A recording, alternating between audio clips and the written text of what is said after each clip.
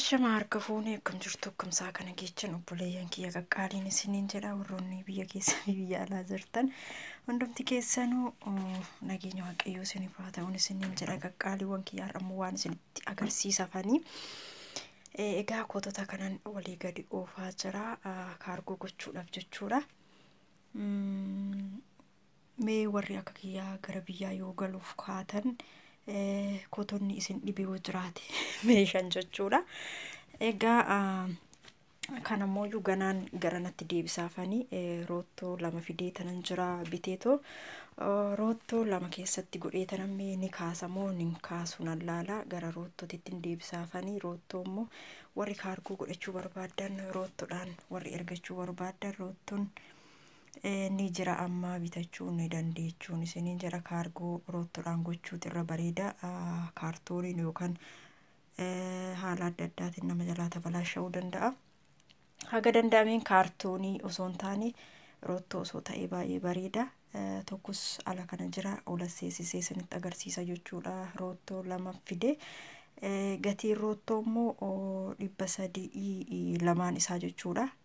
150 gatiin roottoo tokko jechuudha. Naa kana fakkaatan isiniin jedha yoo roottoon lamaan fuudhuu baate kaartooniin biraatis tokko dhufee jira isa keessas goonee wajjin ilaalla.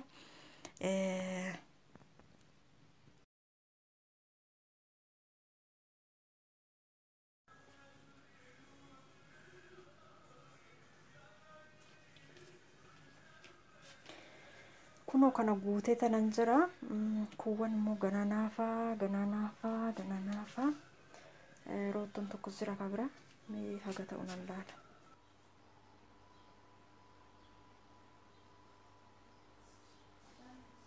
Egaa walumaana ilaalluun isiniin jechuun jaaladha waan inni ta'u kan harkatti qabattanii galtan immoo maal akka ta'us walumaan ilaallaan isiniin jedha.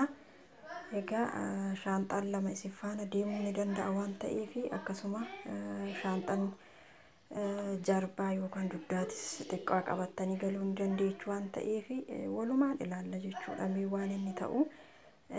Shaanxaawwan kanas mee dura mazanii tallaala odoo inni kaargoo fuudhanii na biraa hin deemini yookaan kiiloo bira ta'e achittiin achi dabala jechuudha. Kafana kaawwan wanta achi keessa jiru kan keechaa babbaasee wanta akka mana yoo intini bira dhandhe akka nu jalaa hin gatamne jechuudha. Bakka kiilootitti kafanni yeroo baay'ee ni gatama nama jalaa meeshaan ni gatama kanaaf as takkalachuu qabnaa jechuudha.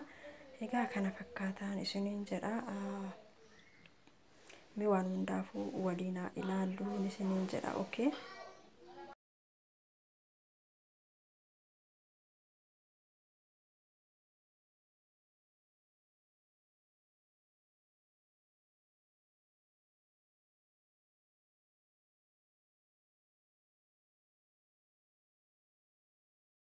ሃይማኖቴን አልክድም።